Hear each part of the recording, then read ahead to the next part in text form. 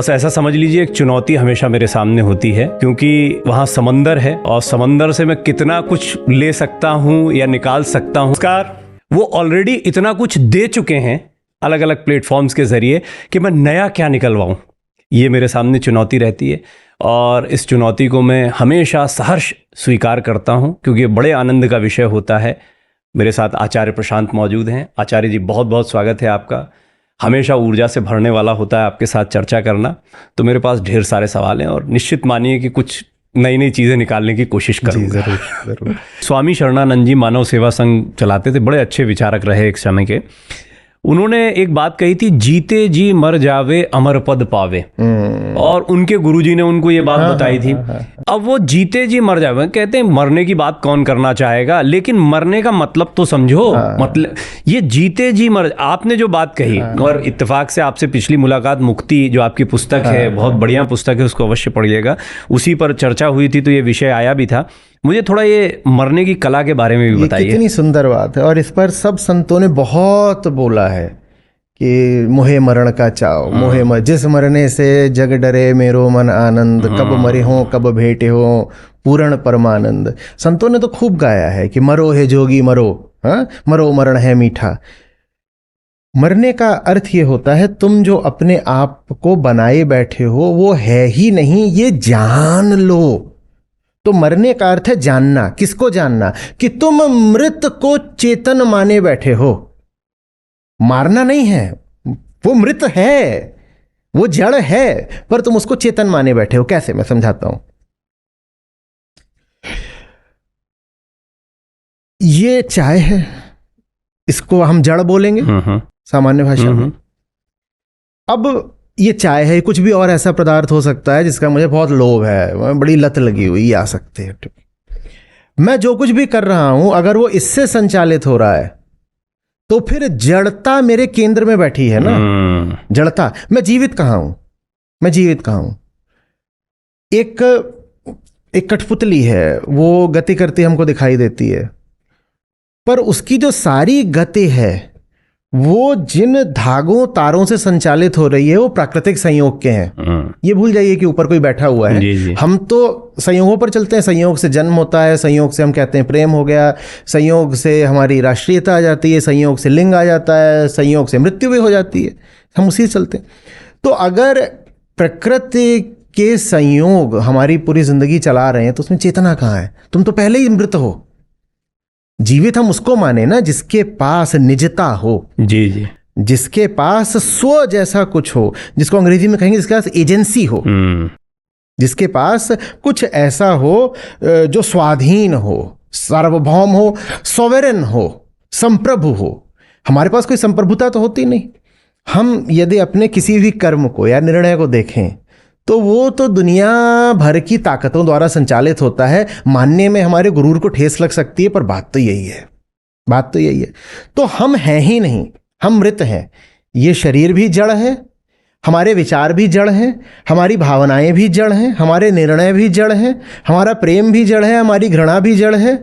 हम हैं ही नहीं। जब तुम हो ही नहीं तो तुम पहले ही मृत हो। ये जानना ही है मरना। मरना माने अपने आप को मार नहीं देना, वरना लगेगा कि हिंसा हो रही है। संत लोग कह रहे हैं जो जीवित है उसको कह रहे हैं मरो मरण है मीठा, उसको प्रेरित किया जा रहा है कि आत्महत्या कर लो। नहीं, उसको समझाया जा रहा है कि बेटा जीवित हो पाना तुम्हारी संभावना है जिसको तुमने कभी पाया ही नहीं। तुम कभी पैदा ही नहीं हुए हो, तुम तो अभी तुम मृत ही हो, तुम पैदा हो ही नहीं। हाँ, संभावित है अभी कि तुम जीवित हो सकते हो। तो फिर इसीलिए वेदांत में द्विज का सिद्धांत आता है। अब द्विज से ऐसा लगता है जैसे एक बार जन्म हुआ और फिर दूसरा जन्म भी हो सकता है। दूसरे जन्म से अर्थ है जो उच्चतर जन्म है, जो बोध का जन्म है। और खरी खरी बात करें तो द्विजता का मतलब ये नहीं दूसरा जन्म होगा, द्विजता का मतलब पहला जन्म होगा। क्योंकि जिसको हम आम भाषा में पहला जन्म बोलते हैं, जब गर्भ से बालक आता है हम कहते हैं पहला जन्म है। ज्ञानियों ने कहा वो जन्मा है ही नहीं, वो जड़ है।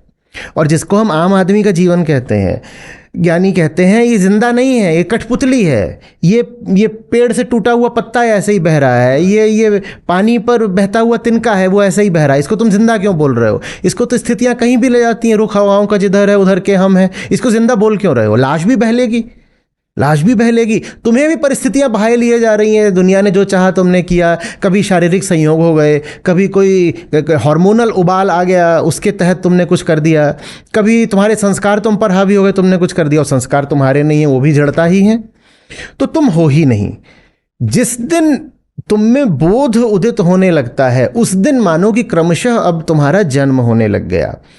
तो ये मरना और युक्त होना माने योग की प्राप्ति, ये बिल्कुल एक बात है, बिल्कुल एक बात है कि जो मरा हुआ था वो पहली बार जाकर के जीवन से युक्त हुआ। ये जो चलती फिरती लाश है, और उसको दूसरी दिशा से, दूसरे कोण से देख के हम कह रहे हैं, ये जो तुम अपना झूठ पकड़ के बैठे थे कि तुम पहले से ही जिंदा हो, इस झूठ को फूको, भस्म करो। तो इस अर्थ में वो कहते हैं कि मरो। जी जी। जो झूठ का तुमने पुतला खड़ा कर रखा है, भीतरी झूठ कि मैं तो पहले से ही जिंदा हूं, स्वीकार करो तुम जिंदा नहीं हो, मानो कि तुम एक मृत सजीवन ढो रहे हो। तो इस अर्थ में कहते हैं कि मरो मरण है मीठा। जिंदा को नहीं मार रहे हैं, वो मरे को मरा घोषित कर रहे हैं और सच के जीवन को सिखा रहे हैं। हाँ। आप जब बोल रहे थे तब मेरे मन में आ रहा था कि आपको देखता हूं, आपकी लोकप्रियता को देखता हूं, जिस तरह युवा आपको फॉलो कर रहे हैं, आपकी बातों में दिलचस्पी ले रहे हैं, उससे ऐसा लगता है कि कोई जैसे एक भक्ति काल आया था हमारे यहाँ, एक के बाद एक, या एक दौर हमने वो भी देखा जब एक के बाद एक कई बहुत अच्छे प्रवचनकारी हमारे यहाँ पर आए, ओशो आए, जे कृष्णमूर्ति आए, स्वामी विवेकानंद का एक दौर रहा, दयानंद सरस्वती उस दौर, तो एक दौर जैसा आता है। और आपको लगता है कि जो लोग आपको सुन रहे हैं वो सिर्फ शंका समाधान के लिए सुन रहे हैं या कितना जज्ब कर पा रहे हैं, क्योंकि बातें बड़ी गूढ़ हैं, आपको लग रहा है ये वहाँ तक जा रही हैं? देखिए, मेरे काम में मेरा सबसे बड़ा मित्र मनुष्य की चेतना ही है। हमारे भीतर कोई बैठा है जो झूठ को, नकली चीज को, निचाई को, क्षुद्रता, संकीर्णता, सीमाओं को बर्दाश्त नहीं करता। आप उसे कितना भी सिखा पढ़ा लें, आप उसे कितना भी उल्टा पुल्टा संस्कारित कर लें, आप उसे कितना भी मजबूरियों और जिम्मेदारियों का पाठ पढ़ाएं, बांधें, वो छटपटाता है। जैसे ऊंचे आकाश की चिड़िया हो, उसको आप पिंजड़े में डालें, वो छटपटाएगी। तो जितना ज्यादा अध्यात्म का ह्रास होगा, योग की विकृति होगी, व्यक्तिगत, पारिवारिक और सामाजिक जीवन के तल की हानि होगी, उतना ज्यादा हमारे भीतर बैठी चिड़िया छटपटाएगी और वो कहेगी कि मुझे असली बात बताओ ना, असली बात बताओ ना। तो मेरी ओर यदि वह आ भी रहे हैं तो उसका एक बड़ा कारण यह है कि इतनी ज्यादा गंदगी फैला दी हमने हर दिशा में, हर तल पर। हम पूरी पृथ्वी को बिल्कुल नष्ट करने की कगार पर खड़े हो गए हैं। हम जानते हैं कि हम अपने जीवन काल में क्लाइमेट विभीषिका बड़े असहनीय रूप की देखने वाले हैं। हम देख रहे हैं कि धर्म के नाम पर धर्म का ही कितना नाश और कितना अपमान हो रहा है। हमको दिखाई दे रहा है कि हमें प्रेम बोल करके जो साधारण संस्कृति है और कला और मनोरंजन, ये न जाने क्या बेचे दे रहे हैं। भले ही हमारी बुद्धि न समझ पाए कि जो हमें बताया जा रहा है उसमें गलत क्या। मैं एक युवा हूं, हो सकता है अभी इतना मुझे समझ ना हो, इतना अनुभव ना हो कि मैं जान पाऊं कि ये फिल्म है, इसके गाने हैं या ये शायरियां हैं, ये मुझे प्रेम की जो परिभाषा देनी इसमें गलत क्या है। हो सकता है मैं ठीक समझ ना पाऊं, उंगली ना रख पाऊं कि ये गलत है। मुझे ठीक ना समझ आए कि धर्म के नाम पर ये धर्मगुरु लोग जो प्रचारित कर रहे हैं बात, उसमें गलत क्या है। हो सकता है मुझे समझ में ना आए।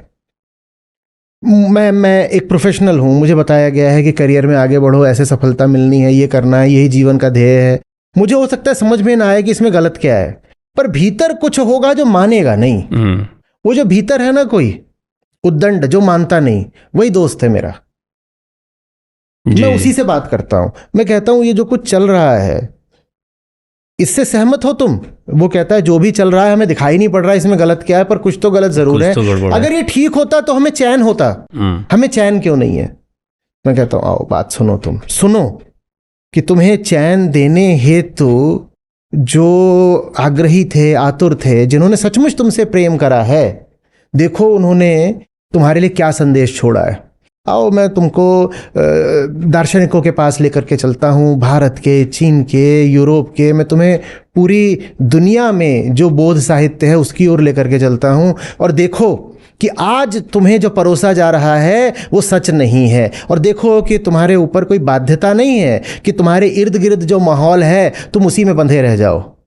तुम्हें कोई मजबूरी नहीं है कि जो आवाज़ें तुम्हें आज सुनाई दे रही हैं तुम सिर्फ उन्हीं को सच मानो या उनके आगे झुक जाओ या उनके अलावा किसी यथार्थ की कल्पना भी न कर पाओ। बहुत कुछ और है जो तुम्हारे पास धरोहर के रूप में मौजूद है, जो तुम्हें चाहने वालों ने इसीलिए लिख छोड़ा क्योंकि उनको पता था कि तुम्हें इसकी ज़रूरत पड़ेगी। आओ मैं तुम्हें उनसे मिलवाता हूँ, तो इसलिए आते हैं। और जितना ज़्यादा भीतरी और बाहरी संक्रमण, संकुचन होता जाएगा, उतना ज़्यादा भीतरी छटपटाहट बढ़ती जाएगी, उतना फिर लोग तलाशेंगे भी कि ये जो चल रहा है ये तो ठीक नहीं है, तो फिर ठीक है क्या? ये जो चल रहा है इसमें तो झूठ, फरेब, बेईमानी दिख रही है, तो फिर सच है क्या? उतना ज़्यादा वो उन फिर आएंगे लौट करके धर्म की ओर। देखिए, इसीलिए हमने धर्म को रेखीय नहीं माना है। हमारी जो काल की अवधारणा रही है वो ऐसे रही है कि एक वर्तुल चलता है कि आप बहुत नीचे जब गिर जाओगे ना तो ऊंचा उठना पड़ेगा। उत्थान पतन ये प्रक्रिया है। तो ये पतन का काल चल रहा है, घोर पतन का काल चल रहा है। जब घोर पतन का काल चलेगा तो लोगों में फिर इसको आप प्रतिक्रिया स्वरूप कह लीजिए, एक भाव उठता ही है कि हमें सच्चाई भी जाननी है, क्योंकि इतने पतित होकर जीना हमारी नियति तो नहीं हो सकती। तो बताओ विकल्प क्या है? वो विकल्प तलाशने आते हैं। आज हमारे साथ सामने चुनौतियां हैं, लेकिन फिर भी ईश्वर में सहज भाव से विश्वास करना, ये जो विश्वास का एक हमारे अंदर बीजारोपण है, ये भी सामान्य तौर पर कहीं और नहीं मिलता है जो हमको। अब उसको अंधविश्वास भी हम कई बार विश्वास की और पराकाष्ठा पर चले जाते हैं, लेकिन फिर भी ये विश्वास सहज नहीं होता है। कहीं और पर बहुत समझाना पड़ता है, भगवान को नहीं समझ पाते हैं वो लोग। लेकिन हमारे यहाँ किसी बच्चे से पूछो भगवान होते हैं? हाँ, क्यों नहीं होते हैं? मानते हो? हाँ बिल्कुल मानते हैं, जय श्री राम। पर धर्म का उद्देश्य ये नहीं होता कि आप में कोई मान्यता स्थापित कर दी जाए। धर्म का उद्देश्य होता है आपके जीवन में आपको दुख से मुक्ति मिले, ये होता है। विश्वास जब बोध के केंद्र से आता है तो उसको श्रद्धा कहते हैं। वो बड़ी ऊंची बात होती है, बड़ी ऊंची बात। लेकिन वही विश्वास जब डर के और अज्ञान के केंद्र से आता है तो उसको हम अंधविश्वास कह देते हैं या अंधभक्ति या अंधश्रद्धा कह देते हैं। वो बड़ी नीची बात होती है। बड़ा बुरा लगता है मुझे कि मेरा प्यारा ये देश जो गलत तल का विश्वास है वहां फंसा हुआ है। हाँ, विश्वास हमें चाहिए, विश्वास हमें चाहिए, पर हमें बोध के केंद्र से विश्वास चाहिए। हमें सच्चाई में विश्वास चाहिए। विश्वास हमें करना है, पर किस पर विश्वास करें? अपनी ही बातों पर कि भाई मेरे गांव में 4 पीढ़ियों से ये बात मानी जाती है तो मैं भी विश्वास करता हूं।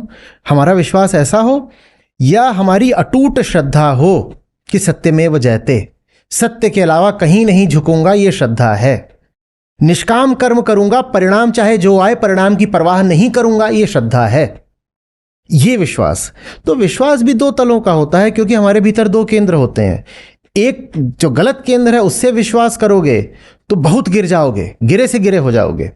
और जो सही केंद्र है, जब उससे विश्वास किया जाता है तो मैंने कहा उसका नाम श्रद्धा होता है। और श्रद्धा बड़ी बात होती है, पर हमने श्रद्धा शब्द को अभी कैसा विकृत अर्थ कर दिया है। वास्तव में आम जीवन में तो विश्वास और श्रद्धा, इन दोनों शब्दों को समानार्थी पर्यायवाची मान लिया गया है कि एक ही बात है। कि श्रद्धा कह दो, कि आस्था कह दो, कि विश्वास कह दो, ये एक ही बात है। नहीं नहीं नहीं नहीं नहीं, विश्वास, आस्था, ये सब एक तरफ की बातें हैं, और श्रद्धा बिल्कुल दूसरी बात होती है। श्रद्धा का अर्थ होता है मैंने पूरी जान लगाकर पूरे विवेक से जाना। आपने बिल्कुल ठीक वर्ड रखा है, श्रद्धा। मुझे श्रद्धा शब्द का इस्तेमाल करना चाहिए था वहां पे। मैंने पूरी जान लगा करके जाना, और जो जाना उसको जिया, अंजाम कृष्ण को समर्पित किया, ये श्रद्धा है। अब चाहे जो हो, मैं ये नहीं सोचूंगा मेरा भविष्य कैसा होगा, समाज क्या कहेगा, मुझे दुख मिलेगा कि सुख मिलेगा। सही काम करना है, सही जीवन जीना है, आगे जो होगा देखा जाएगा, हमें कोई परवाह नहीं है। ये श्रद्धा है। भारत को इस श्रद्धा की जरूरत है। पर इस श्रद्धा की जगह हमारे पास क्या है कि फलानी जगह है, वहाँ चले जाओ और ऐसा मांग लो तो पुत्र रत्न की प्राप्ति हो जाएगी। भाई हमारे यहाँ ऐसी मान्यता चलती है। ये मान्यता, ये विश्वास, ये आस्था, ये श्रद्धा के सामने बड़े बौने शब्द हैं, पर हमने इनको ही ऊंचा बना डाला। हमने श्रद्धा शब्द को भी नीचे गिरा दिया। ये भारत के साथ ये पता नहीं क्या हो गया। ये वो भूमि है जहाँ से ऊंचा दर्शन उठा, और ये भूमि है जहाँ आज धर्म शब्द को बिल्कुल पाताल में डाल दिया गया है। आम आदमी कोई मिले आपको, कहे मेरा धर्म से ज़्यादा ताल्लुक नहीं, उसका तो फिर भी हो सकता है कुछ स्तर ठीक हो, बौद्धिक रूप से और आंतरिक रूप से उसमें कुछ ईमानदारी हो। लेकिन यदि आपको कोई आदमी मिले जो बिल्कुल अपने बाजू पर बांध कर चल रहा हो कि मैं तो धार्मिक हूँ, और यहाँ बांध रखा हो कि मैं तो धार्मिक हूँ, उससे बच के चलिएगा। भारत में जितना पतन धर्म का हुआ है उतना अन्य कहीं जगह देखने को नहीं मिलता। कुछ शायद इस्लामिक राष्ट्रों को छोड़कर, उनको छोड़कर, वो अभी हमसे आगे हैं, पर हम बहुत होड़ में हैं कि हम उन्हें पकड़ लें। पर मेरे मन में फिर भी बार बार, मतलब मैं तो लिविंग एग्जाम्पल की बात करता हूं कि आप मेरे सामने बैठे हैं, आप भारतीय विचारक हैं, भारतीय दार्शनिक हैं, आपने जो दर्शन को देखा समझा, यहाँ की पृष्ठभूमि से देखा समझा है। आपके समकक्ष कई और लोग हैं जिनको लोग बहुत युवा पसंद करते हैं और उनको भी खूब सुन रहे हैं, वो भी यहीं नर्चर हुए हैं, और ये पीढ़ी दर पीढ़ी चलता रहा है। ऐसा कोई समय नहीं आया जब इस पर कोई विराम लगा हो कि कोई विचारक और दार्शनिक नहीं। तो आप भी तो इसी मिट्टी से निकल रहे हैं। हाँ, पर मेरी इस मिट्टी में जो पूरी श्रद्धा है वो इनके प्रति है। इस मिट्टी में और सब जो कारोबार चल रहा है, मैंने बड़ी मुझ पर अनुकंपा रही, उससे अपने आप को बचा कर रखा। मैं सीधे भगवत गीता के पास गया हूं, मैंने कोई मध्यस्थ नहीं रखा। मैंने कहा कि मुझे कृष्ण चाहिए। जो सामाजिक संस्कार चल रहे हैं उनको मैं धर्म नहीं मान लूंगा। मुझे श्री कृष्ण जो बताएंगे वो है धर्म। दुनिया जिस चीज को धर्म कह के चला रही है, मेरे देश में जिन बातों को धर्म कह करके विवृत किया जा रहा है, मैं उनको नहीं धर्म मान लूंगा। धर्म की परिभाषा मैं जा करके दार्शनिकों से लूंगा, ज्ञानियों से लूंगा, कृष्णों से लूंगा, कबीरों से लूंगा। तो इसलिए मैं बच गया कि मैं सीधे जो मूल स्रोत था मैंने उससे रिश्ता बनाया। मैंने बीच में इधर उधर बिचौलिए, इंटरमीडियरीज, इनको जगह नहीं दी। मैंने कहा मैं हूं, मेरा आकाश है, मेरा उससे सीधा नाता है, मैं समाज की बात नहीं सुनूंगा। तो इसलिए शायद मैं बच गया, या जितना भी बचा हूं राम जाने। कि सवाल यहाँ तक आ गए, अब पता नहीं कहाँ तक जाएंगे। अब ये इसी से एक सवाल ये भी निकलता है, जो बात आप कह रहे हैं कि हम देखते हैं कोई भी समय काल परिस्थिति ले लीजिए, हम बहुत उर्वरा रहे हो अध्यात्म में या दर्शन को भी, तो भी हम देखते हैं कि कुछ एक लोग होते हैं जिनके कंधों पर एक कार्य होता है, कुछ एक लोग होते हैं, वही वर्ण व्यवस्था जैसी उस समय चली होगी कि भाई तुम्हारा काम ये है, थोड़ा ज्ञान विज्ञान बच्चों को सिखाओ, जो इसमें से समझने वाले लोग हैं उनको समझाया जाए। तो इसी तरह से आप जैसे लोग या उनकी जिनकी भी भूमिका है वो अपना कार्य कर रहे हैं। आप सर्वसामान्य में इसी चेतना के जागरण को लेकर आतुर क्यों हैं? क्योंकि हर आदमी तड़पता है। सर्वसामान्य से अर्थ है प्रत्येक व्यक्ति जी। दुख तो हर जगह है ना। हर छाती में कोई है जो अधीर है, व्याकुल है, तो उसी तक तो पहुंचना है। ये ऐसी सी बात है कि हर जगह आग क्यों बुझानी है, क्योंकि हर जगह कोई जल रहा है। सब तक पहुंचने के लिए तो है धर्म। धर्म किसी का विशेषाधिकार नहीं होता, इस पर किसी की इलिटिस्ट मोनोपोली तो नहीं हो सकती। अगर आम आदमी के लिए नहीं है धर्म, तो धर्म फिर क्या है? धर्म कोई वैभव विलास की कोई लग्जरी वस्तु है जो बस कुछ लोगों को मिल सकती है, ऐसा ही बहुतों का मानना है। वो कहते हैं कि देखो जो सही बात है, ऊंची बात है, जो ज्ञान की बात है, वो तो बस कुछ चंद ऊंचे लोगों के लिए होती है। आम आदमी को तो कोई बस किस्से कहानियां मनोरंजन दे दो धर्म के नाम पे, इससे ज़्यादा उसको चाहिए नहीं। मैं इससे सहमत नहीं हूँ। मैं समझता हूं हर मनुष्य जो पैदा हुआ है वो उच्चतम का अधिकारी है, और इसीलिए प्रत्येक मनुष्य तक, आखिरी मनुष्य तक भी वास्तविक धर्म को ले जाना जरूरी है, मेरा संकल्प है। मेरे यूं तो दो विषय हैं जीवन के, एक तो मैं पत्रकार हूं तो वो पूरा जीवन का विषय रहा है, लेकिन दूसरा विषय मनोविज्ञान है, उसको मैं बड़ा महत्व का मानता हूं। और मनोविज्ञान का आप ये मान लीजिए वो बेस हर जगह काम आता है, चाहे इस पत्रकारिता में हो या कहीं और काम हो। जब आपने कहा मैं सीधे गीता की शरण में आया, तो आप मुझे मेरे एक सवाल जो मैं बहुत देर से आपसे पूछना चाहता था उस तरफ ले गए।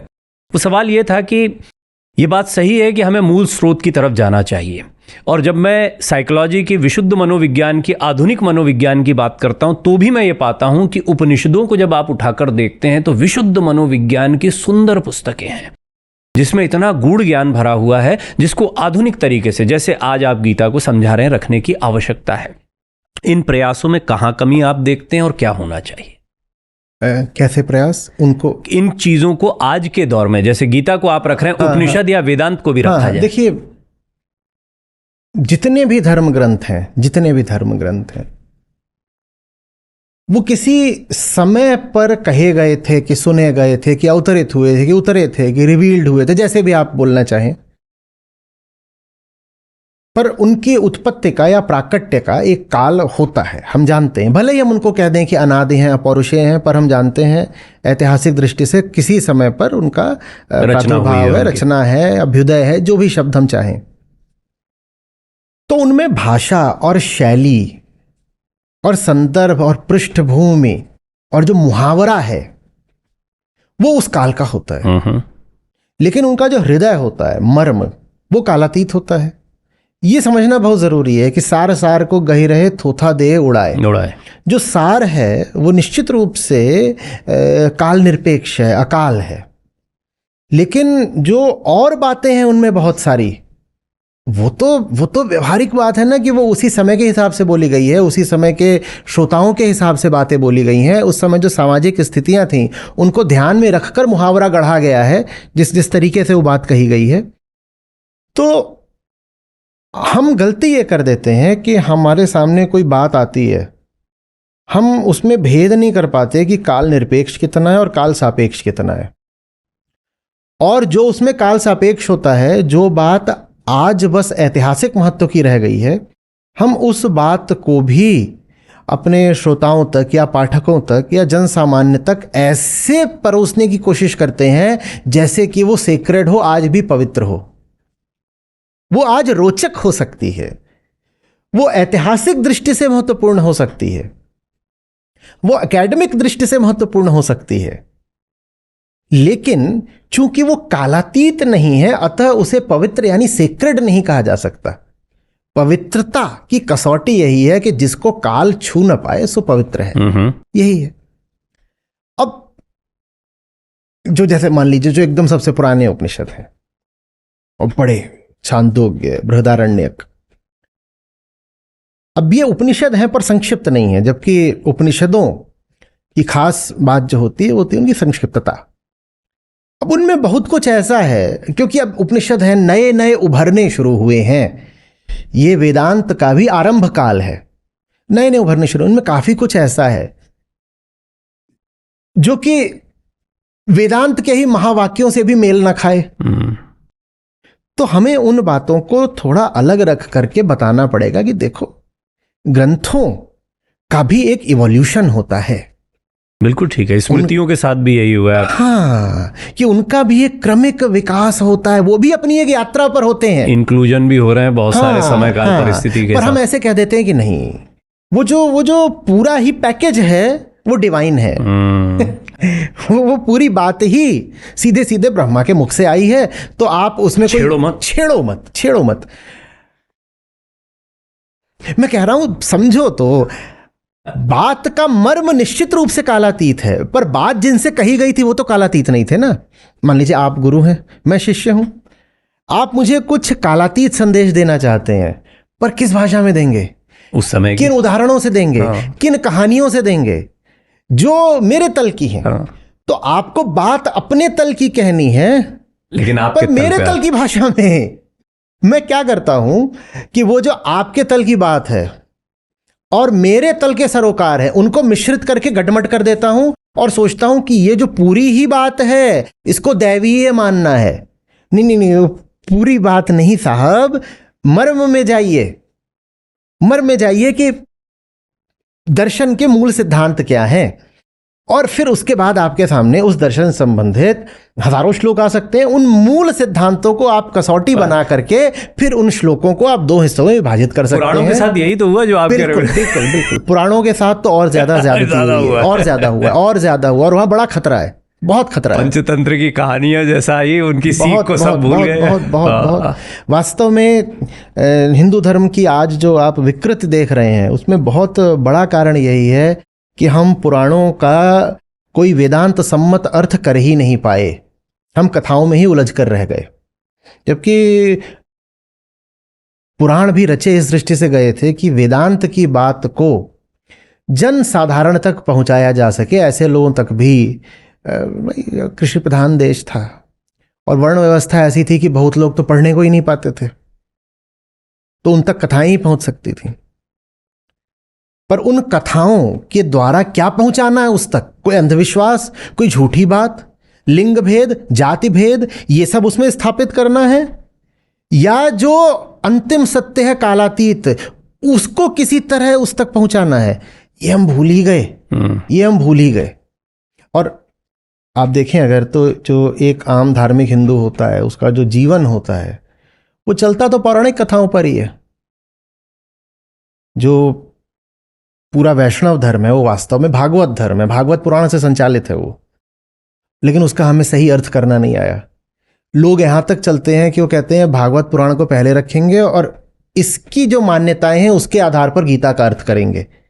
बाप रे बाप, क्या उल्टी गंगा भाई है। तो ये सब बहुत तरह की विकृतियां मेरे मन में एक बात आ रही है अभी आपकी इसी बात से।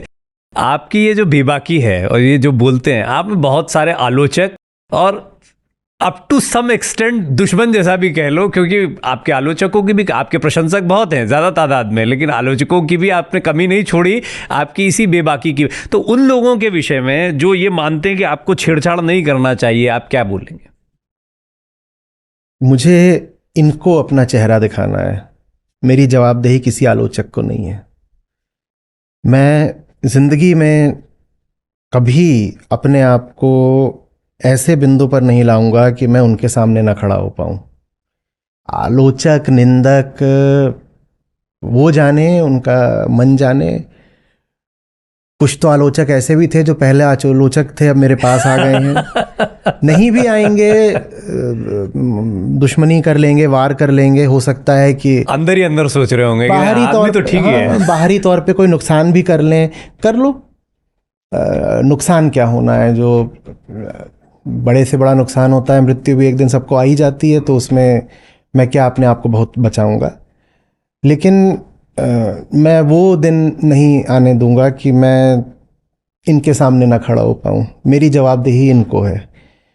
वो मुझसे पूछेंगे कि मेरा ग्रंथ है उसमें कुछ मिलावट तो नहीं कर दी, और मुझे उनके सामने, मैं चाहता हूं कि मैं श्रद्धा के साथ और गरिमा के साथ कह पाऊं कि नहीं, आपकी बात जैसी आपकी बात थी वैसे ही सब तक पहुंचाई है। मैं जब किसी दार्शनिक से या आध्यात्मिक लोगों से बात करता हूँ, आध्यात्मिक लोगों से मेरा तात्पर्य है जिन्होंने अध्यात्म को ही अपना जीवन बनाया, जैसे आप अपने आत्मचिंतन भी कर रहे हैं, दूसरों को भी सोचने का जरिया दे रहे हैं, तो मैं ये देखता हूँ कि बेशक दुनियावी लोगों में दुनिया, स्थूल जगत ज़्यादा बैठा हुआ हो, लेकिन आध्यात्मिक जीवन में भी आध्यात्मिक यात्रा या उसको सिखाने की चाह या कुछ बताने की चाह बहुत बढ़ जाती है। क्या आपको लगता है ये भी एक तरह का बंधन नहीं है? आप कह रहे हैं कि जो आम आदमी होता है वो धार्मिक बातों में भी बहुत ज़्यादा वाचाल हो जाता है। हम आम आदमी को मानते हैं कि वो दुनियावी चीज़ों में फंसा हुआ है, माया में फंसा हुआ है, लेकिन क्या आप इसको भी एक माया नहीं मानेंगे कि हम आध्यात्मिक यात्रा में चाहें कि अन्य लोग भी अध्यात्म को वैसे ही समझ पाएं? हाँ। वो चाहत हमारे अंदर आना, हाँ। फॉलोअर्स के लिहाज से हो, चाहे मेरी बात वो लोग माने। बहुत सुंदर प्रश्न है, और ये सदा की माया रही है। इसको झीनी माया कहा है संतों ने। कि मोटी माया सब तजें और झीनी तजी न जाए, और झीनी माया उनको ही ज्यादा पकड़ती है आपने मेरा सवाल जो ज्यादा अपने आप स्पष्ट कर को, दिया। हाँ, जो अपने आप को धार्मिक कहते हैं। जी। तो फिर संत कहते हैं कि पीर पैगंबर औलिया झीनी सबको खाए। तो आम आदमी को मोटी माया खाती है, और जो पीर पैगंबर औलिया माने जो गुरु श्रेणी के लोग होते हैं, इनको झीनी माया खाती है। तो उत्तर आपके प्रश्न की भाषा में ही निहित है। आपने कहा कि क्या ये चाहत कि सब लोग मेरी बात समझें, क्या ये भी एक तरह की माया नहीं है? देखिए, चाहत को चाहत तभी कहा जा सकता है जब वो अपने लिए हो, जब उसमें अपना कोई कहीं व्यक्तिगत स्वार्थ जुड़ा हुआ हो, सिर्फ तब उसको चाहत कह सकते हैं। अन्यथा कामना निष्कामना बन जाती है। आप कर रहे हो पर उसमें आप जानते हो कि व्यक्तिगत रूप से आपको कुछ मिलना है नहीं, और अगर मिलना है भी तो जो मिलना है वो आपके लिए कोई बड़े मूल्य महत्व का है नहीं, तो फिर वो चाहत अपने आप में शुद्ध हो गई। जो चाहत बिल्कुल चाहा जा सकता है, पर आदमी चाहता है या तो अपने लिए चाहता है, अपने बच्चों के लिए चाहता है, अपने कुल कुटुंब अपने समुदाय के लिए चाहता है, ले दे के अपने लिए ही चाहता है। पर अगर आप, रविन्द्रनाथ टैगोर ने बड़ी सुंदर बात कही है कि एक आदमी जो कहीं जा करके यूं ही एक आम का पेड़ लगा रहा है, ये जानते हुए भी कि उस पेड़ के आम वो खुद कभी खाने नहीं वाला। मैं इसमें और जोड़े देता हूं कि उसके दोस्त यार, कुल कुटुंब, जो भी उसके व्यक्तिगत देह के रिश्ते हैं, उनको भी वो आम कभी उपलब्ध होने नहीं वाले। उसके बाद भी अगर आप जा करके आम का ऐसा पेड़ लगा सकते हो जो आपके जीवन काल में आपको तो कुछ देगा ही नहीं, बल्कि ये और हो सकता है कि आपने वहाँ पेड़ लगा दिया तो उस नाते आपके दुश्मन बन जाएं, आपको जेल में डाल दें या आपको बदनाम करें या जो भी कुछ करें, ये सब जानते हुए भी। तो ऐसी चाहत मैं चाहूँगा कि सबको हो ये चाहत। बहुत सुंदर एग्जाम्पल दिया आपने, एकदम सीधे दिल में जाने वाला एग्जाम्पल है। ये चाहत सबको होनी चाहिए। आपको लगता है कालांतर में चीज़ें लोग ज़्यादा समझते हैं बजाय आज के दौर के? जब तक कोई जिंदा है तो उसको हम अपनी ही छवि में देखते हैं, क्योंकि हमारी तो सारी कामनाएं हमारी देह से ही संबंधित होती हैं ले दे के, चाहे वो बाहरी देह हो या भीतरी मन वाली देह हो। हमारी सारी कामनाएं अपने लिए ही होती हैं कि तन को खुश कर लें या मन को खुश कर लें। तो जब कोई जी रहा होता है तो हमें ये खटका लगा रहता है, अंदेशा, कि कहीं वो भी अपने ही तन मन की तृप्ति के लिए, सुख के लिए तो कुछ नहीं कर रहा। जब वो मरवर जाता है तो हमें थोड़ी सांत्वना हो जाती है कि अब तो मर गया, इसका मतलब अपने लिए तो नहीं कर रहा था। उसके बाद भी हम पीछे से जा करके पता लगाएंगे, कुछ गुप्तचरी करेंगे, हाँ, कि कहीं अपने लड़की लड़कों के लिए तो नहीं कर गया, कहीं किसी और अपने से संबंधित व्यक्ति की खुशी के लिए, स्वार्थ के लिए तो नहीं कर गया। फिर जब हमें कहीं कोई ऐसा प्रमाण मिलता नहीं है, तब जा करके हमें थोड़ा सा विश्वास होता है कि नहीं साहब, वो वहाँ पे कोई व्यक्तिगत स्वार्थ था नहीं। हम करें क्या? हमने स्वार्थों के पुतलों के अलावा कभी किसी को देखा नहीं है ना, तो हमें कैसे भरोसा आए कि कोई भी अगर कुछ कर रहा है तो वो हमारे लिए कर रहा है। प्रेम शब्द, निष्कामना शब्द चूंकि हमारे जीवन में नहीं होते, तो हमें कैसे भरोसा है कि किसी और के जीवन में भी हैं?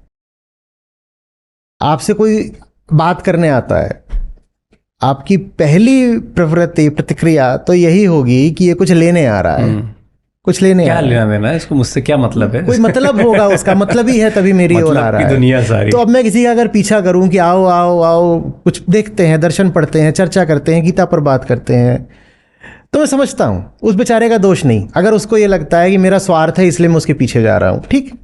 हमारी ओर कोई हाथ बढ़ाता है तो इसीलिए बढ़ाता है कि या तो कुछ छीन ले या कुछ मांग ले। कब ऐसा होता है कि कोई हमें देने के लिए हाथ बढ़ाए, और देने से तो ऐसा लगता है देने वाला ऊंचा हो गया। कब ऐसा होता है कि कोई गले लगाने के लिए हाथ बढ़ाए, कब होता है कि कोई प्रेम में हाथ बढ़ाए। क्योंकि हमारे जीवन में प्रेम नहीं है तो हमें यकीन नहीं होता कि कहीं भी प्रेम हो सकता है। पर प्रेम यदि नहीं होता तो गीता नहीं होती। गीताकार हमारे लिए गीता छोड़ गए हैं। इससे क्या ऊंचा उदाहरण हो सकता है, प्रमाण हो सकता है कि प्रेम है? देखिए कितना ऊंचा प्रेम है कि हजारों सालों से मनुष्य के जीवन को आलोकित कर रहा है। प्रेम का सबसे बड़ा प्रमाण तो विश्व भर का बौद्ध साहित्य है। वो बड़े प्रेमी थे, हालांकि हम उनको प्रेमी नहीं मानेंगे, उनको बोल देंगे ज्ञानी है, ऐसा है वैसा है, पर जो ज्ञानी होगा वो प्रेमी होगा ही होगा। ज्ञान बिना प्रेम के तो बोझ है माथे का, सूचनाओं का संकलन है, उसका क्या करना है। अभी पता नहीं मेरी आपकी बातचीत होते होते हम कितने गहरे तल तक आए हैं और सुनने वाले भी सोच रहे होंगे। तो योग दिवस से हमने शुरुआत की थी। मैं एक कमेंट करना चाह रहा था, जैसे ही आप आए और मेरी आपकी अनौपचारिक बातचीत शुरू हुई थी, मुझे भी कुछ लोगों ने कमेंट किया कि अरे आप थोड़ा पहले से कम वजन के लग रहे हैं, थोड़ा पहले से यंग लग रहे हैं, ऐसा बोला।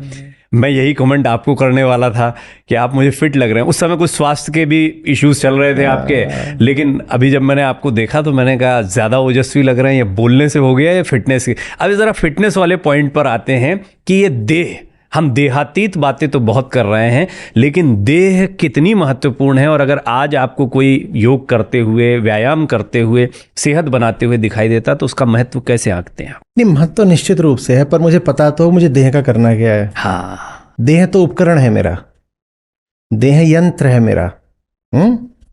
देह मेरे प्रयोग की चीज है, मुझे पता तो हो। एक ही औजार होता है, उसका 10 तरीकों से इस्तेमाल हो सकता है। मुझे करना क्या है इस देह का। अब ये कितने घोर, क्या बोलूं, निराशा की बात है, अवमानना की बात अच्छा, है। अवमानना की बात है कि मेरी शादी होने वाली है, इसलिए मैंने योगा क्लासेस ज्वाइन कर ली है।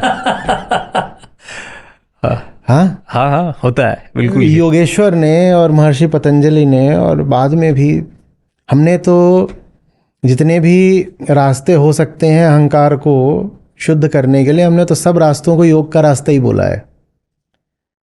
इन्होंने हमें ये सब बातें इसलिए दी थी ताकि हम स्वयं से मुक्त हो सकें। और हम कह रहे हैं कि मेरा हनीमून अच्छा जाए, इसके लिए मैं योगा क्लासेस ज्वाइन कर रहा हूँ या कर रही हूँ।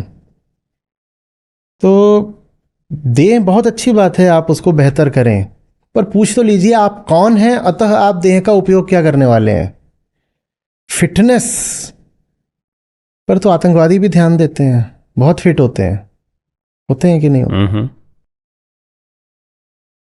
बुरी बात है देह अगर आपकी अनफिट है, पर और ज्यादा बुरी बात है कि देह फिट हो कि अनफिट हो, देह का करना क्या है ये आपको कभी पता ही नहीं चला।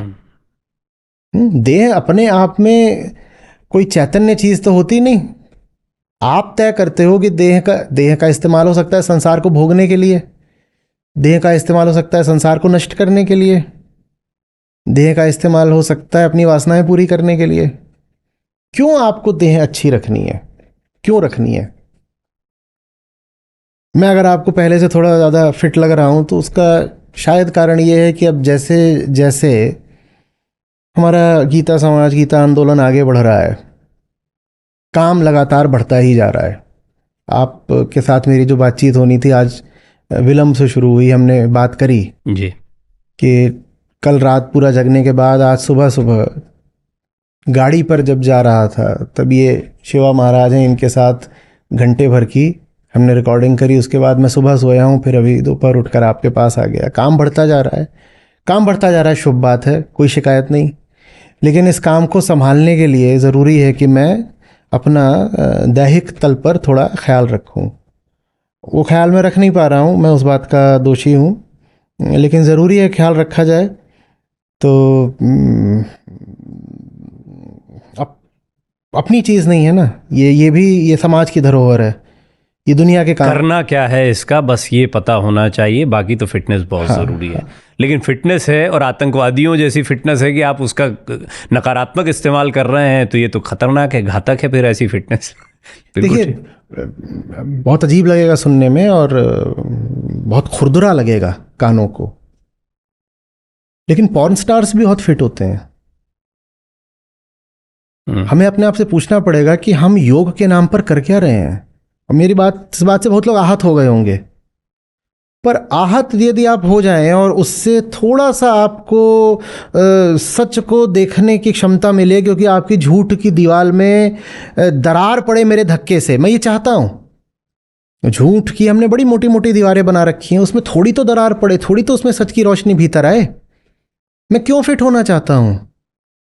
ताकि मैं और बेहतर फोटोज डाल सकूं? नहीं, मैं फिट हो जाऊंगा तो मैं ज़्यादा प्रोडक्टिव हो जाऊंगा। ये प्रोडक्टिव होके आप क्या करना चाहते हो? आप ज़्यादा कमाना चाहते हो, किसके लिए ज़्यादा कमाना चाहते हो? आप जिन माध्यमों से कमा रहे हो उनसे पृथ्वी का क्या हो रहा है? या आपकी जो फिटनेस है, इसका अर्थ क्या है? फिट होना अपने आप में कोई एंड नहीं हो सकता। फिट होना एक मीन्स है, लेकिन प्रचारित ये किया जा रहा है कि fitness is an and in itself. I disagree. आपके मन में संकोच नहीं आता कभी कि ये सुन के किसी को बुरा लगेगा या किसी कोई शायद मुझ पे मेरा दुश्मन हो जाए या मुझसे बुरा मान के बैठ जाए? ये आप नहीं लगता? ये तो बात स्पष्ट हो गई क्योंकि आप बोलते हो जो आपको बोलना होता है। कैसे, मतलब क्या चलता है आपके दिमाग में उस समय? देखिए, तुम्हारी भलाई के लिए अगर मुझे तुम्हारा प्रहार भी झेलना पड़े तो मुझे स्वीकार है। और ये जानी बात है कि आप अगर किसी का बुरा करो तो हो सकता है फिर भी वो आपको माफ़ कर दे, बल्कि हो सकता है गले भी लगा ले। किसी को बेवकूफ़ बना करके उसका खूब बुरा कर दो तो भी हो सकता है वो आपको गले लगाए, अपना शुभेच्छु समझे। पर आप सच में अगर किसी की भलाई करोगे तो उससे गाली ही पाओगे, ये शुरू से पता है। तो ठीक है, मुझे चोट पहुंचा के भी अगर तुम्हारा भला होता है तो तुम कर लो, और इसमें मेरी कोई महानता नहीं है। इसमें भी मेरा एक स्वार्थ है। स्वार्थ ये है कि जो तुम्हारी हालत है मुझे अच्छी नहीं लगती। मुझे पता है तुम क्या हो सकते हो, और मुझे दिख रहा है कि तुमने अपने जन्म को कैसे व्यर्थ कर लिया है। मुझे पता है कि तुम कहाँ उड़ सकते हो और कैसे तुम कीचड़ में लौट रहे हो। तुम्हें उठाने के लिए अगर मुझे नुकसान सहना पड़े या दर्द सहना पड़े तो मैं सहने को तैयार हूँ। इसमें विडंबना ये होती है कि वो दर्द तुमसे ही मिलेगा मुझे। तुम्हें बचाने आऊँगा तो तुम मुझे ही चोट मारोगे। पर ठीक है, देखते हैं कि हम में भी कितना दम है। जब तक तुम्हारी चोट सह सकते हैं कम से कम, तब तक तो हम तुम्हारी ओर हाथ बढ़ाएंगे ही। वो एक पुराना उदाहरण चलता है ना कि पिंजड़े में पक्षी बंद होता है। बचपन से उसने यही देखा है कि उसको बंद ही किया गया है। जितने भी लोग उस तक पहुंचे हैं उसको कैद में रखने के लिए पहुंचे हैं, या कोई अपने मनोरंजन के नाते उसके साथ खिलवाड़ कर रहा है। अब आप उस पिंजड़े का थोड़ा दरवाज़ा अगर खोलेंगे और उसमें हाथ डालेंगे ये कि इसको बाहर निकाल के आज़ाद कर दूं, तो आपको काटेगा। और ये आपको पहले से पता होना चाहिए वो काटेगा। सम्मान की आशा लेके अच्छा काम करने मत निकलिए। जिन्हें ज़िंदगी में कोई अच्छा काम करना हो, खासकर दूसरों के लिए, उन्हें जो पहली चीज़ त्याग देनी चाहिए वो है सम्मान की आशा। आप बहुत घटिया काम करो, आपको सम्मान बिल्कुल मिल जाएगा, पर सम्मान की आशा लेकर चलोगे तो अच्छा काम नहीं कर पाओगे। दुनिया सबसे ज़्यादा अपमानित उनको ही करती है, कम से कम उनके जीवन काल में, जो दुनिया का हित करना चाहते हैं। टीम तो बोलती होगी आपको कि ये मत बोलिए, ये हटा दें क्या, इसको रख लें क्या? उनका डर कितना निकाल पाए अपने साथ के लोगों का डर? मेरा प्रश्न ये है। कभी कुछ प्रकाशित हो रहा होता है किताब में कि वीडियो में, तो मार्क करके ले आते हैं कि हमको लगता है कि इस पर जो है उत्पात होगा। वही जानना चाह रहा था। आखिरी तो फैसला मुझे लेना है। और आप उस पे इंटैक्ट रहते हैं कि 100% नहीं। जहां मुझे दिखाई देता है कि जो बात कही जा रही है वो दूसरे को आहत ज्यादा करेगी और समझाएगी कम, वहां मैं हटा देता हूं। मेरा कोई उद्देश्य आहत करना थोड़ी ही है। किसी को दुख देकर मुझे क्या मिलना है? तो कई बार ऐसा होता है कि मैंने भी आवेश में या आक्रोश में कुछ ऐसा बोल दिया जो आहत तो ज्यादा कर जाएगा, समझा कम पाएगा, वो मैं हटा देता हूं। ये बेशक निजी सवाल है, लेकिन ये मनोविज्ञान की दृष्टि से कि जब आप साहस की बात, आप आचार्य जी के कई वीडियो सुनते हैं जहां निर्भयता की, निडरता की वो बात करते हैं, तो आप ये भी जानना चाहेंगे कि जो व्यक्ति मुझे निडरता सिखा रहा है उसके अंदर निडरता कैसे आती है। इसलिए ये समझना ज़रूरी था, इसलिए मैंने ये थोड़ा एक निजी प्रश्न भी इसमें रखा। आप कुछ कहना चाह रहे हैं? असल में निडरता की भी बात नहीं है। बात कोई चल रहा हो, कदम बढ़ा रहा हो, तो हम कहते हैं कि वो डरा हुआ हो सकता है, निडर हो सकता है। हमारे मामले में बात यह है कि अगर हम डरेंगे तो एक कदम भी नहीं बढ़ा सकते, तो काम ही नहीं हो सकता। वो काम ही कुछ और बन जाएगा अगर जो बात कहनी है उसको मिश्रित कर दिया या उससे हाथ रोक लिए या बल्कि कई बार मुझे संशय ये होता है कि कहीं मुझे और खुल के तो बात नहीं करनी चाहिए। कहीं मैं इस बात का अपराधी तो नहीं हूं कि और ज़्यादा साफ बात करनी चाहिए थी। लेकिन फिर जब देखता हूँ कि जितना बोल रहा हूँ लोगों से वही नहीं बर्दाश्त हो रहा, तो फिर मैं कहता हूँ चलो भी इतना ही रहने दो। अब मैं कुछ ऐसे आम सवाल जो मुझे लगता है कि आपसे बहुत सारे लोग पूछना चाह रहे होंगे और शायद अलग अलग मंचों पे पूछते होंगे, आपने इस पर बोला नहीं बोला ये मुझे अभी इसकी जानकारी नहीं है, लेकिन जैसे आजकल चर्चा में कुछ बहुत सारे वीडियोज़ हैं, हम देखते हैं सोशल मीडिया पे कौन से इश्यूज़ जो हैं वो ज़्यादा वायरल हो रहे हैं। तो आजकल मैनिफेस्टेशन की बड़ी चर्चा होती है, खूब चर्चा होती है, मैनिफेस्टेशन होता है नहीं होता है, आप सोचिए, आप ऐसे सोचिए, आप वहाँ बैठकर सोचिए, आप ऐसी अवस्था में सोचिए तो आपका काम हो जाएगा बैठे बैठे सोचकर। योग से भी आपको इच्छित फलों की प्राप्ति होगी। एक तरफ हम त्याग की तरफ बात करते हैं, लेकिन इच्छित फलों की प्राप्ति की, जैसे मंदिरों में भी जाना हमारा भक्ति भी हमारी मनोवांछित कामनाओं की पूर्ति के लिए। ये मैनिफेस्टेशन या मनोवांछित कामनाओं की पूर्ति के विषय में आपके विचार क्या हैं, वो जरा बताएं, जितने लोग मैनिफेस्टेशन को सुनते हैं।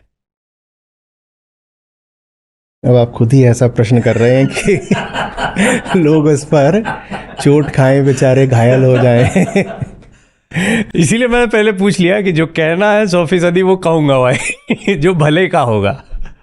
अरे अच्छा, इस पर बाद में आएंगे कि ऐसे मैनिफेस्ट करने से कामना पूरी होती है कि नहीं, इस पे ही बाद में आएंगे कि कामना की पूर्ति जैसी कोई चीज होती भी है कि नहीं। कामना तो दुष्पूर कहा गया है, हमने कामना को पूरा तो कभी सुना नहीं। पहले इस पर आते हैं कि अगर ऐसी तरीके से, ऐसी विधि से कामना पूरी हो भी सकती है तो क्या पूरा हो जाएगा? शराबी से आप कहीं मैनिफेस्ट करो तो क्या मैनिफेस्ट करेगा? बहुत सारी शराब। कामी का गुरु कामिनी, लोभी का गुरु दाम। लोभी से आप कहीं मैनिफेस्ट करो तो क्या मैनिफेस्ट करेगा? बहुत सारा पैसा। कोई मुक्ति तो मैनिफेस्ट करने नहीं वाला, है ना? ठीक बात।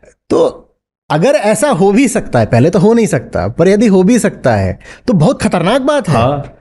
क्योंकि आपकी कामनाएं आपके लिए अच्छी नहीं होती, और ये बात लोग नहीं समझते। लोग समझते हैं कि कामनाओं में उनका हित है। आपका जो थोड़ा बहुत हित अभी बचा है, शेष है, वो भी इसलिए क्योंकि आपकी कामनाएं पूरी नहीं हो पाई। अगर आपकी जो कामनाएं थीं सब उठपटांग, सारी उलझुलूल, वो पूरी हो गई होती तो आप बर्बाद हो जाते। सोचिए हमने कैसी कैसी कामनाएं करी हैं। और ये भी देखिए कि आज हम जिन बातों को जीवन का सबसे बड़ा दुख देखते हैं या बोझ मानते हैं, वो हमारी कामनाओं का नतीजा नहीं है क्या? आदमी का जो दुख है, आप पाओगे 80-90% पूरी हुई कामनाओं का नतीजा है, अधूरी कामनाओं का नहीं। हाँ, वो जो पूरी हुई कामनाएं हैं वो अपने पीछे एक बहुत अधूरी पूंछ लेकर के आती हैं। आप कहते हो ये कामना पूरी हो गई, फिर देखते हो अरे इसकी पूंछ तो इतनी लंबी है, अभी वो सारी तो अधूरी रह गई। इस स्त्री से विवाह होना चाहिए, और उसके बाद फिर जो आपकी कहानी, कहते हैं ना कि फिल्मों की जो एंडिंग होती है दरअसल वो असली शुरुआत होती है। हाँ हाँ, बिल्कुल बिल्कुल बिल्कुल। तो कामना, कोई भी कामना एक अपने आप में बिंदु, पड़ाव, मुकाम, अंत या घटना नहीं होती।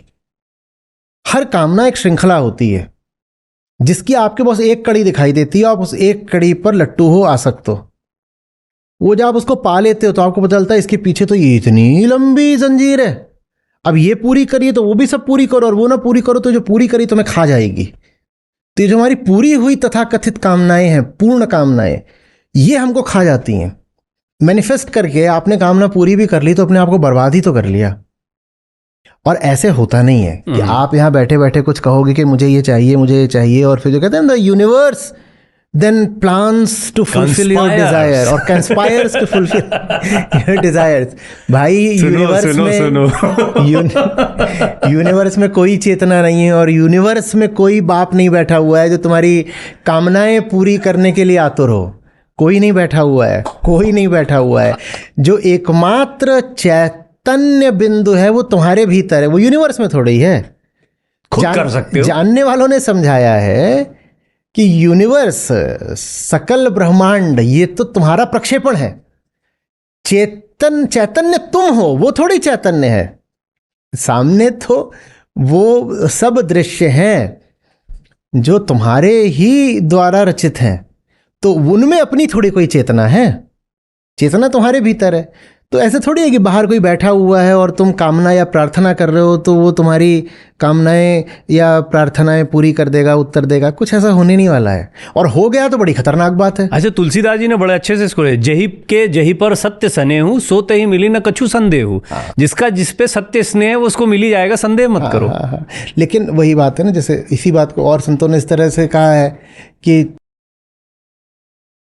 जैसी जिसकी जो भावना होती है, जागी रही भावना जैसी थी। हाँ, और चंदा को चकोरी मिल जाती है। और ये चौथे अध्याय का 11वां श्लोक है भगवद गीता। श्री कृष्ण कहते हैं, जो मुझे जिस रूप में भजता है उसको वैसे ही मिल जाता हूँ। ये भी बात सही है। बोले मैं कुछ नहीं हूँ, मैं कुछ नहीं हूँ। तुम तय करो कि तुम्हें किस केंद्र से चलना है। और तुम अगर गलत केंद्र से चल रहे हो तो तुम्हें जगत में जितनी भी गलत और गिराने वाली चीजें वो मिल जाएंगी। ये तो तुम्हारा केंद्र संचालित करता है। मैं निष्पक्ष हूं, मैं निष्प्रह हूं, मैं अकर्ता हूं, मुझे तुमसे कोई लेना देना नहीं। इसके फल पे, जैसे कहते हैं ना, फल क्या निकल कर आया, तो इसका फल ये निकल कर आया कि हो तो जाएगा पर तुम्हारे भीतर से ही होगा। पर जो हो रहा है वो तुम्हारे लिए सही है या गलत है, ये सोचना बहुत ज़्यादा ज़रूरी है। क्योंकि सारी कामनाएं जो अभी तक तुमको घसीटते हुए लाई, जहाँ जाना चाहते हो ना, वहाँ पर जो लोग बैठे हैं वो कहीं और जाना चाहते हो, जहाँ तुम बैठे हो वहाँ पर बहुत सारे लोग आना चाहते हैं। हमारे दुश्मन बाहर ही नहीं होते हैं, जो हम चाह रहे हैं ना वो ही हमारा सबसे बड़ा दुश्मन है। तो बड़ा हमने गलत रिश्ता जोड़ लिया है कामना और संतुष्टि के बीच में। हम सोचते हैं कि कामना से संतुष्टि मिल जाएगी। नहीं बाबा, नहीं। आपकी कामना आपकी दुश्मन है, क्योंकि आपकी कामना अंधी है। आपको मालूम भी नहीं कि आप जो चाह रहे हो क्यों चाह रहे हो। आप किसी व्यक्ति से एक सवालों की कड़ी लगाएं। आप कहें, अच्छा बताओ क्या चाहिए, 5 चीजें लिखो। उसने लिख दी। फिर कहे, अच्छा ये क्यों चाहिए, जवाब दे देगा। कहो, अच्छा वो क्यों चाहिए, जवाब दे देगा। अच्छा कैसे पता वो चाहिए। आप 5वें सवाल पर जब तक पहुंचोगे वो क्रोधित हो जाएगा, क्योंकि वो बता नहीं पाएगा कि वो जो चाह रहा है क्यों चाह रहा है। भीतर से बस एक अंधी लहर उठ रही है कि ये चाहो। वो जो लहर उठ रही है उसका स्रोत या तो शरीर है, जो हमारी जैविक संरचना है, डीएनए हमारा, या फिर सामाजिक संस्कार है। इन 2 के अलावा कामनाएं कहीं से नहीं आ रही। हमारी कामनाएं हमारी होती ही नहीं है। हमारी कामनाएं सब की सब या तो शारीरिक हैं या सामाजिक हैं, संयोगिक हैं। तो जो चीज हमारी है ही नहीं, कामना हमारी है ही नहीं, उसके पूरे होने से हमें क्या मिल जाना है? हमें कुछ नहीं मिल सकता। Got your point. बिल्कुल ठीक बात है, बहुत सुंदर बात है। मैं इसको ऐसे कहा करता हूं कि कामना पूरी हो जाती है, तुम अधूरे रह जाते हो। असली चीज यही है। और जब कितनी कामनाएं पूरी हो जाए, अगर हम अधूरे हैं तो कुछ पूरे होने का मतलब ही नहीं होता है। ये भी बात सत्य है। अब कुछ ऐसी बातें जो अभी हाल के दिनों में काफ़ी चर्चा में रही हैं, आपने अभी उस विषय पे बात भी करी जिसका आप जिक्र कर रहे थे। कुछ लोग प्रश्न करते हैं, हमसे भी किसी ने प्रश्न किया, इतने लोग विमान में सवार थे, इतने लोग एक साथ मर गए, जिसमें मासूम बच्चे थे, कई लोग थे, युवा थे, कई लोग खुशियों के साथ जा रहे थे। कैसा अन्याय है ईश्वर का, क्यों इतने निर्मम हैं ईश्वर? इस तरह का भी भाव लोगों के मन में आया। देखिए, प्रकृति ही ईश्वर है और प्रकृति न्याय निरपेक्ष है। न तो वहां न्याय है न वहां अन्याय है। वहां बस एक बड़ी व्यवस्था है और छोटे संयोग हैं, या दुर्योग भी है। दुर्योग जैसे भी कहिए, रैंडमनेस। यदि मैक्रो दृष्टि से देखें, थोड़ा ऊपर से बर्ड्स विहंगम दृष्टि से देखें, तो वहां व्यवस्था है। उदाहरण के लिए सूर्य है, ग्रह उसके चक्कर काट रहे हैं, फिर मिल्की वे आपकी आकाशगंगा, उसमें करोड़ों सूर्य हैं, और ब्रह्मांड में करोड़ों इस तरह की आकाशगंगाएं हैं, और उनकी अपनी एक सुनियोजित व्यवस्था है जिसको कभी तोड़ा नहीं जाता। वो अपना चल रही है। पर ये एक बड़े स्तर पर हो रहा है। वो पृथ्वी जो सूर्य का चक्कर काट रही है एक व्यवस्था के अधीन, उस पृथ्वी पर छोटी छोटी क्या घटनाएं हो रही हैं, वो बिल्कुल संयोगिक बात है। मैं उदाहरण देता हूं।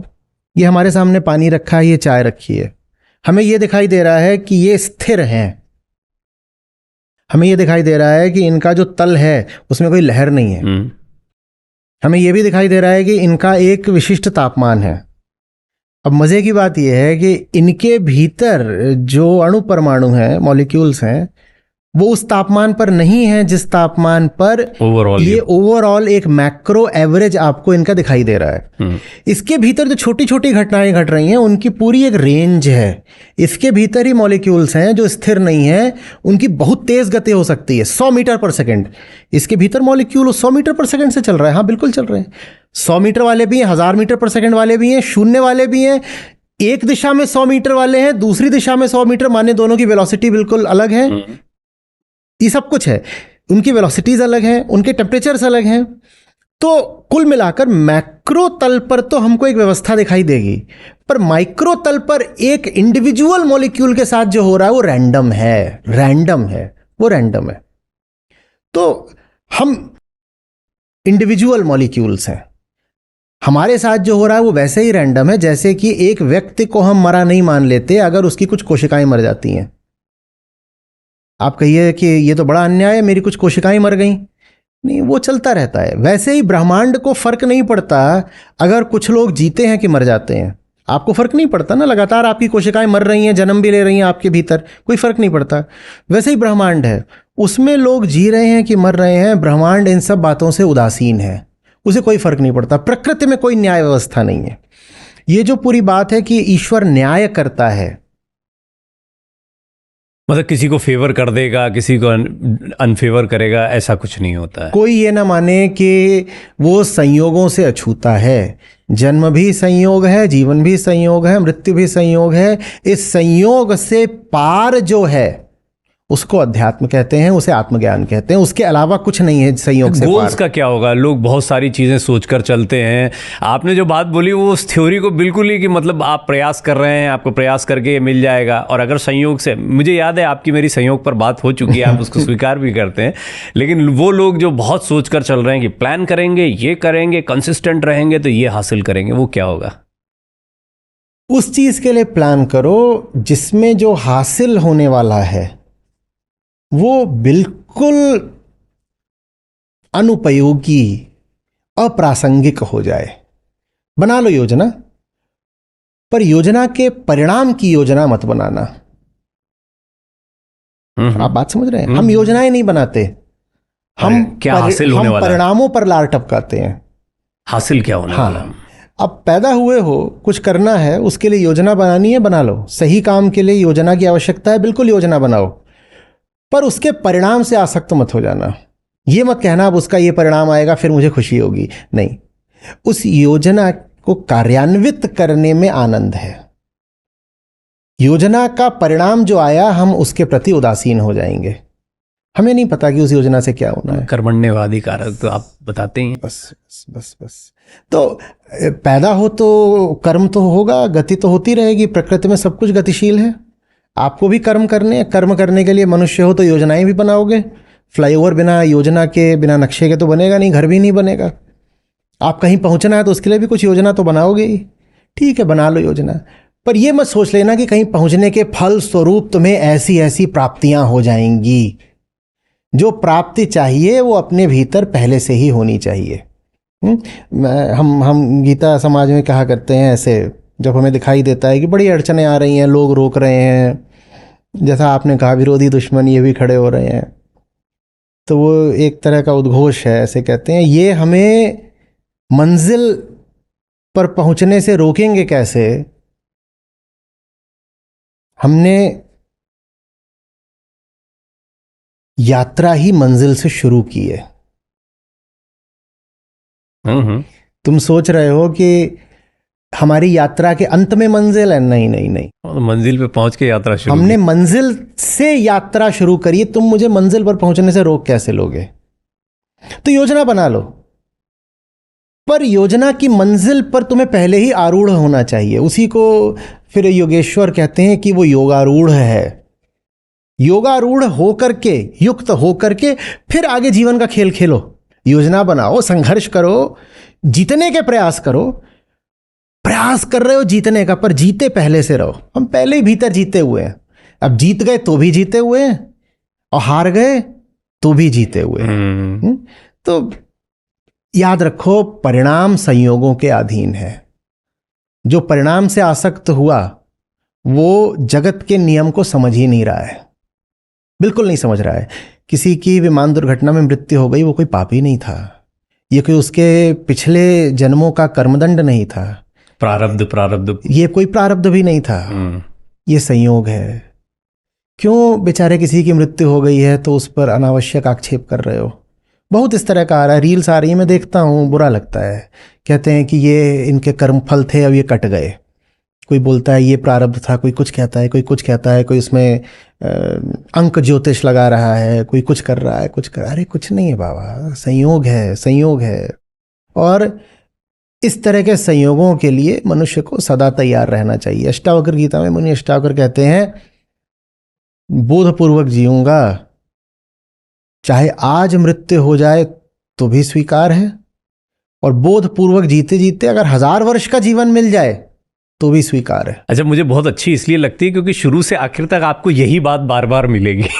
एक ही बात पर है, अलग अलग तरीके से कही गई, लेकिन बोध को या स्वयं को जानने पर ही पूरा पूरा जोर है। और तुम आत्म तत्व हो, तुम शरीर नहीं हो, देह नहीं हो, बस इसी पर जोर है पूरा का पूरा। कितनी ही देखिए ऊंची शख्सियतें रही हैं, विमान दुर्घटनाओं में ही उनकी मृत्यु हुई। आपने पापी थोड़ी ठहराओगे।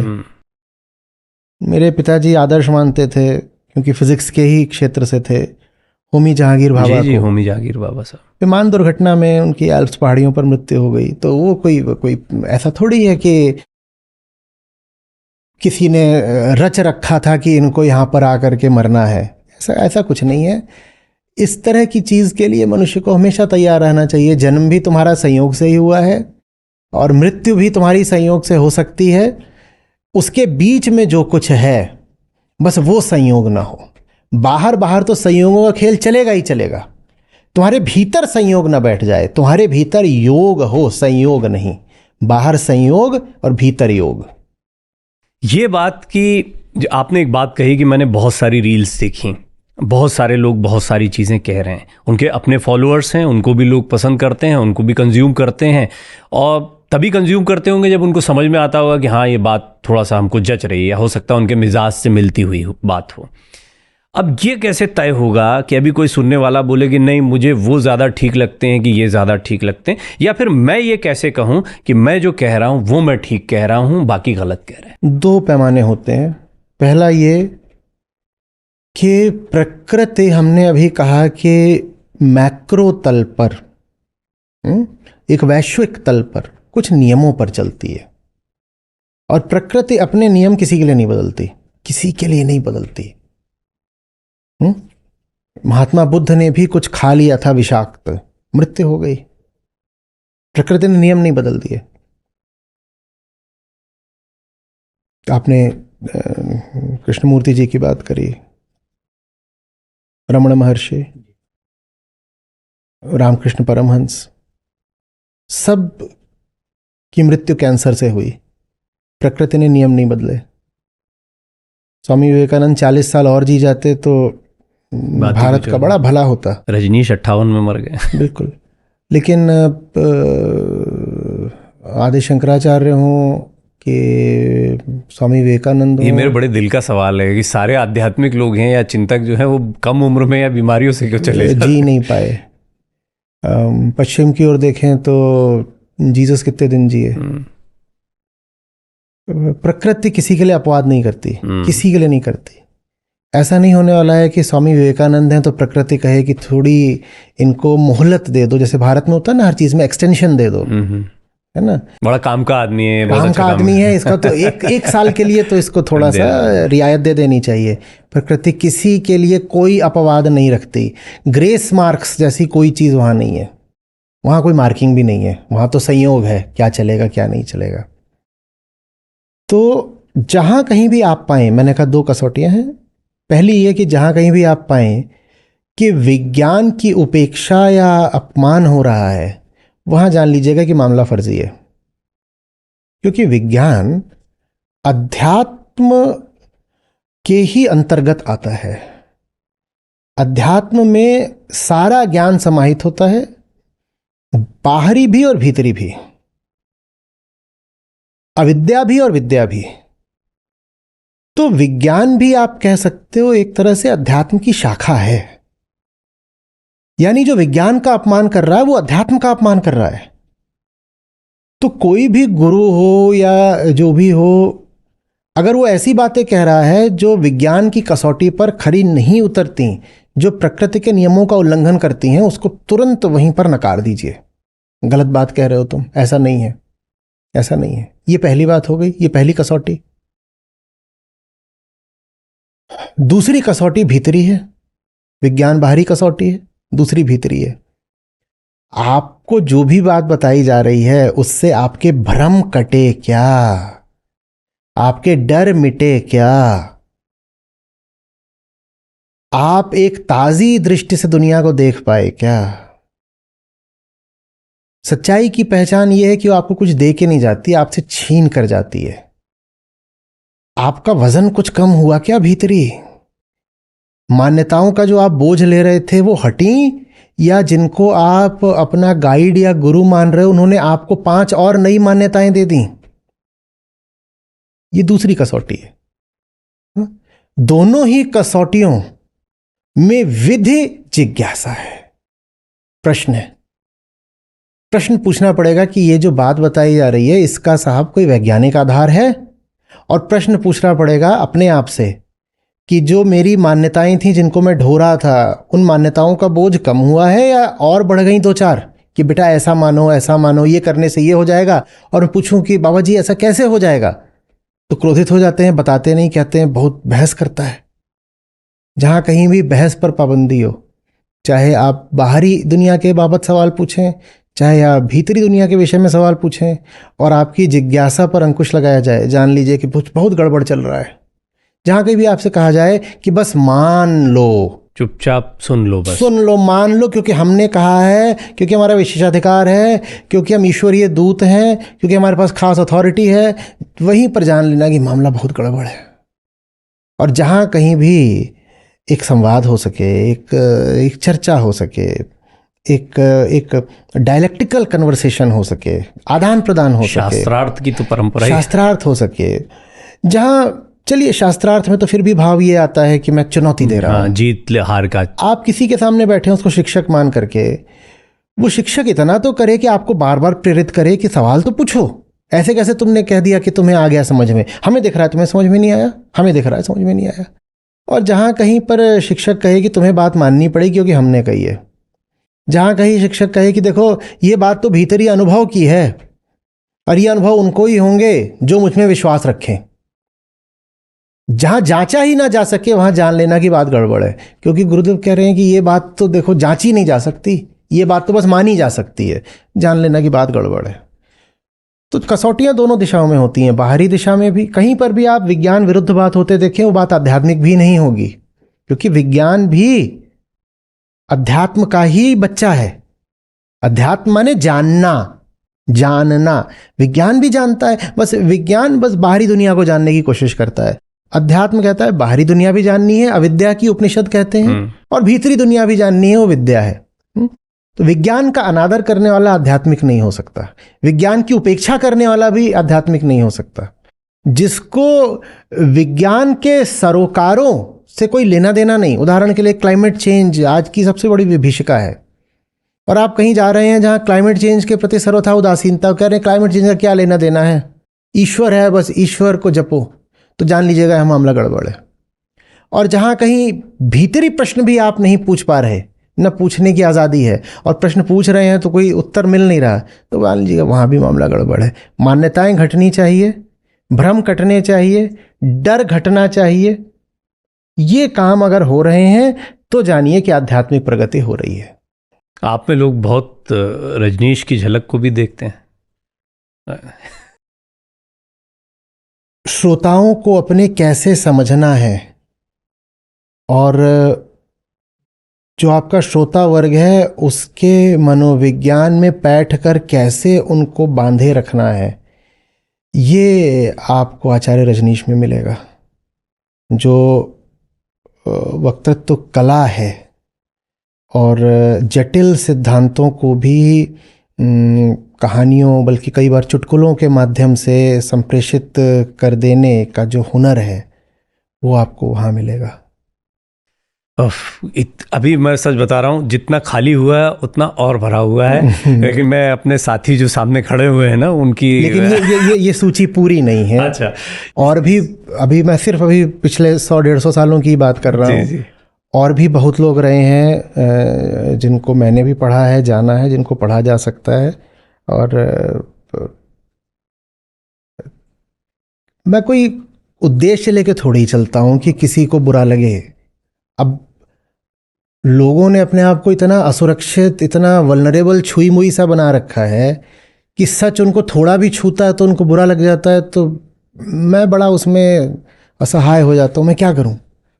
लेकिन ये सूची पूरी नहीं है, और भी लोग हैं। हाँ, मैं ये समझ सकता हूँ। और गाए बगाए आपके वक्तव्यों में उल्लेख आता रहता है। आप उल्लेख करते हैं, लाओ त्से का करते हैं, आप कबीरदास जी का करते हैं, और पीछे मतलब आपने कई लोगों का जिक्र किया है। अगर और पीछे जाएंगे तो फिर तो कम से कम 50-100 लोगों की सूची बनाई जा सकती है। अभी मैं बस जो पिछले समझिए 100-150 साल के लोग थे उनमें से कुछ क्या नाम ले रहा था।